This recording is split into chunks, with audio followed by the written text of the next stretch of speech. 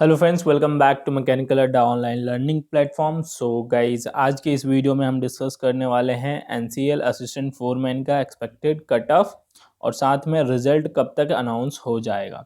ठीक है, जैसा कि आपको पता है 27 तारीख को जो है वो एग्ज़ाम हुआ है असिस्टेंट फोरमैन का और टेक्नीशियन का। तो इस वीडियो में हम सिर्फ असिस्टेंट फोरमैन का ही डिस्कस करेंगे। टेक्नीशियन के अगर आप हैं स्टूडेंट तो ये वीडियो को स्किप कर सकते हैं। ठीक है, रिजल्ट डेट मैं आगे बढ़ने से पहले बता दूं, रिजल्ट डेट के लिए आप वीडियो देख सकते हैं। कट ऑफ जो है वो मैं सिर्फ मैकेनिकल और जो है वो ईएनटी यानी इलेक्ट्रॉनिक्स का डिस्कस करूंगा। ठीक है, और रिजल्ट डेट आपको एक एक्सपेक्टेड मतलब लास्ट टाइम जो एग्ज़ाम हुआ था उसका रिजल्ट कितने दिन में आया उसके हिसाब से ही बताऊंगा। ठीक है, तो चलिए सबसे पहले जो है वो स्टार्ट करते हैं। उससे पहले आपको बता दूं कि अभी हमारे मैकेनिकल अड्डा ऐप पे जो है वो न्यू ईयर का जो है वो डिस्काउंट चल रहा है, वो भी फ्लैट 21%। ठीक है, ये आपको 1 जनवरी तक मिलेगा, उसके बाद आपको नहीं मिलेगा। तो अगर आप किसी भी एग्ज़ाम एनपीसीआईएल, इसरो या एसएससी जेई की तैयारी कर रहे हैं तो जाके वहाँ पे आर्किजन सॉल्यूशन, टारगेट बैच या इसरो के कोर्सेज और टेस्ट सीरीज, एसएससी जेई बहुत सारी चीज़ें हैं वहाँ पे। आप इन सभी एग्ज़ाम के लिए आपको चीज़ें मिलेंगी तो ज्वाइन कर सकते हैं, और साथ में आपको एक्स्ट्रा कूपन मिलेंगे जो आप अलग अलग वेबसाइट पे यूज़ कर सकते हैं, जैसे कि लीफ है, जोमेटो है। तो ये सारी चीज़ें आपको वहाँ पे मिलेंगी। तो चलिए अब शुरुआत करते हैं हम कट ऑफ का। तो कट ऑफ का स्टार्ट करने से पहले आपको एक बार रिजल्ट डेट का जो है वो एनालिसिस बता दूं। ठीक है, तो आपको बता दूं कि 8 नवंबर को जो है वो माइनिंग और सर्वेइंग का एग्ज़ाम हुआ था। ठीक है, तो 8 नवंबर को जो एग्ज़ाम हुआ था इसका जो रिज़ल्ट है वो आपका आ गया था 5 दिसंबर तक। तो ऑलमोस्ट 1 मंथ लगा था। और बाकी आपका दूसरा एक HEMM का जो ऑपरेटर का एग्ज़ाम हुआ था आपका ये हुआ था आपका 29 नवंबर को हुआ था। ओके, 29 नवंबर को हुआ था और इसका अभी रिज़ल्ट अभी तक नहीं आया है। ठीक है, अराउंड 1 मंथ हो चुका है। तो ये यहाँ पे जो है वो प्रीवियस जो डाटा है उसके हिसाब से ऑलमोस्ट जो है वो 1 से लेके 1.5 मंथ के बीच में जो है वो एनसीएल का जो है वो रिज़ल्ट आ जाता है। तो आप रिज़ल्ट जो है वो जनवरी के एंड तक जो है वो एक्सपेक्ट कर सकते हो। जनवरी के एंड तक रिज़ल्ट जो है वो इसका एक्सपेक्ट कर सकते हो। ठीक है, और इसमें और क्या क्या चीज़ें हैं वो आपको बता दूं कट ऑफ बताने से पहले। ठीक है, आंसर की में 2-3 क्वेश्चन वो गलत थे, यानी कि उसको आप रेज कर सकते हो मैकेनिकल में। इलेक्ट्रॉनिक्स का मैंने चेक नहीं किया। ठीक है, तो इलेक्ट्रॉनिक्स के अगर जो भी स्टूडेंट हैं तो वो रोहित सर को कांटेक्ट कर सकते हैं। ठीक है, कोई भी अगर वहाँ पे रेज करने के लिए कोई भी क्वेश्चन में गलत दिया होगा।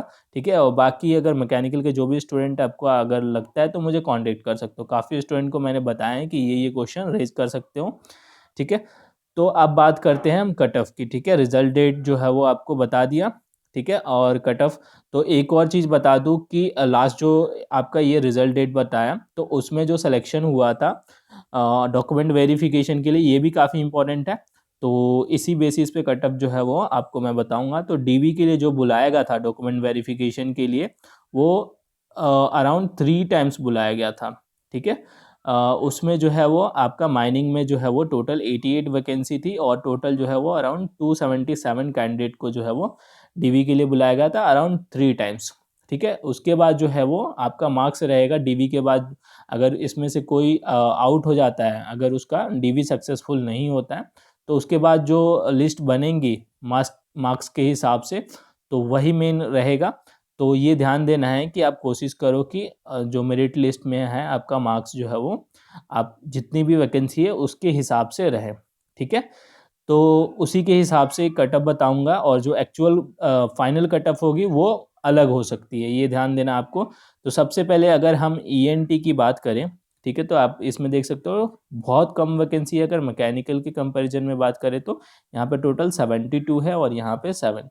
ठीक है, तो इसका कट ऑफ काफ़ी वेरी कर सकता है और यहाँ पे ईडब्ल्यूएस में कोई भी सीट नहीं है। ठीक है, यूआर के लिए 4 है और बाकी सभी में जो है वो ईडब्ल्यूएस को छोड़ के एससी में, एसटी में, ओबीसी में एक एक वैकेंसी है। ठीक है, और बाकी यहाँ पे जो है वो असिस्टेंट फोरमैन में मैकेनिकल में आपका एक्सकेवेशन में जो है वो और EN में दोनों मिला के 72 वैकेंसी है, ठीक है। यहाँ पे UR में 20 है और यहाँ पे E&M में यानी इलेक्ट्रिकल मैकेनिकल में 12 है, ठीक है। और फिर यहाँ पे 4 और 2 है। यहाँ पे देख सकते हो कि SC ST में ज़्यादा वैकेंसी है with comparison to OBC and EWS, ये चीज़ आपको यहाँ पे ध्यान देना है। ओके, तो इसका जो SC ST का कट ऑफ है काफ़ी कम जा सकता है with comparison to OBC and EWS। General का तो हमेशा ज़्यादा ही होगा, ये चीज़ आपको पता है, ठीक है। तो अब मैं यहाँ पे अगर बात करूँ कि टोटल जो है वो यहाँ पे 72 वैकेंसी है, तो यहाँ पे टोटल 3 टाइम्स अगर देखोगे तो कैंडिडेट अराउंड 215 के आसपास जो है वो बुलाए जाएंगे, ठीक है। और इसमें जो है वो आपका अराउंड 21 से लेके 25 के बीच में बुलाए जा सकते हैं। ओके, यहाँ पे 21 से लेके 25 स्टूडेंट जो है वो आपका बुलाया जा सकता है। 7 वैकेंसी है 3 टाइम्स के हिसाब से, तो ये चीज़ आपका हो गया। ओके, सो अब जो है वो आपका कट ऑफ जो है वो डिस्कस कर लेते हैं कि कट ऑफ कितना होगा, ठीक है। तो ये कट ऑफ जो है वो वेरी कर सकता है, इसलिए मैंने रेंज ज़्यादा रखा है। इवन ENT में स्पेशली रेंज ज़्यादा रखा है बिकॉज वैकेंसी जो है वो कम है। तो पेपर के लेवल जो है वो अराउंड मॉडरेट था। मैकेनिकल का जो है वो थोड़ा सा मतलब मॉडरेट लेवल से अराउंड मॉडरेट लेवल ही कह सकते हैं वैसे, बिकॉज कुछ क्वेश्चन जो है वो सिलेबस में मेंशन नहीं था, जो कि बेसिक फिजिक्स के क्वेश्चन आ गए थे। तो स्टूडेंट का अटैम्प्ट जो है वो एवरेज जो अटैम्प्ट है वो कम हो गया, ठीक है। और न्यूमेरिकल भी काफ़ी अच्छे क्वेश्चन थे, अराउंड 14 जो है वो आउट ऑफ 70 न्यूमेरिकल आए थे, ठीक है। टेक्निकल की बात कर रहे हैं। ओके, तो ये चीज़ें हैं जिसके वजह से ज़्यादा कट ऑफ जाने के चांसेस नहीं हैं। ओके, तो ENT में सबसे पहले बात करें तो कट ऑफ जो है वो जनरल का जो है वो कहाँ से कहाँ तक वेरी कर सकता है, 76 से 84 के बीच में। OBC के लिए आपका 70 से लेके 79 के बीच में वेरी कर सकता है। EWS में कोई भी वैकेंसी नहीं है, ठीक है। और ये ज़्यादा भी हो सकता है बिकॉज एक ही वैकेंसी है EWS में, ये आपको ध्यान देना है। और SC ST में जो है वो आपका अराउंड 65 से लेके 74 के बीच में, यहाँ भी एक ही वैकेंसी है। और फिर लेकिन हमेशा जो है वो ये जनरल की वैकेंसी से जनरल का जो कट ऑफ होगा उससे नीचे ही होगा सभी का, कैटेगरी जो रिजर्व कैटेगरी है, ठीक है। इसका 60 से लेके अराउंड 68 के बीच में हो सकता है। सो गाइज अब डिस्कस करेंगे हम मैकेनिकल के कट ऑफ के बारे में। तो आपको पता है मैकेनिकल में ENT के कंपैरिजन में वैकेंसी तो ज़्यादा है, बट यहाँ पे कैंडिडेट जो है वो एग्ज़ाम देने वाले वो भी काफ़ी ज़्यादा होते हैं, ठीक है। तो यहाँ पे ऑलमोस्ट जो है कट ऑफ आसपास ही रहेगा। अब डिस्कस कर लेते हैं कितना रहेगा, ठीक है। तो UR की कैटेगरी में सबसे ज़्यादा होगा, तो UR की कैटेगरी में जो है वो अराउंड 74 से लेके 79 के बीच में हो सकता है। बिकॉज आपको बता दूं 80 के ऊपर इस वजह से नहीं होगा बिकॉज जो मैक्सिमम कैंडिडेट है जिन्होंने मेरे को मार्क्स बताए हैं तो उसमें 90 प्लस तो अभी तक किसी का भी नहीं पता चला है, ठीक है। किसी भी कैंडिडेट ने नहीं बताया कि 90 प्लस मार्क्स आ रहे हों उसके, ठीक है। तो ये चीज़ें हैं, बाकी हो भी सकते हैं, जब फाइनल रिजल्ट आएगा उसमें पता चलेगा। और जो है 80 से 90 के बीच में कुछ कैंडिडेट के मार्क्स हैं, और सबसे ज़्यादा कैंडिडेट के मार्क्स जो हैं वो 65 से लेके 80 के बीच में हैं। तो इस वजह से कट ऑफ यहाँ पे जनरल का जो है वो रहेगा, बिकॉज काफ़ी कैंडिडेट जो है वो OBC के वो जनरल से भी क्वालिफाई कर लेते हैं। तो यहाँ पे जो है वो 74 से 79 हो गया। OBC के लिए जो है आपका 69 से अराउंड 75 के आसपास रहेगा। और फिर आपका EWS का थोड़ा सा ज़्यादा होगा, 72 से लेके 76 के बीच में। और SC का आपको पता है कि SC में जो है OBC EWS से ज़्यादा वैकेंसी है, इवन ST में सबसे ज़्यादा है, ठीक है। तो यहाँ पे जो है वो आपकी SC की वैकेंसी जो है इसके हिसाब से कट ऑफ जो है वो 63 से लेके 66 के बीच में हो सकता है, ठीक है। इसको हम रेंज थोड़ा सा ज़्यादा ले लेते हैं 68।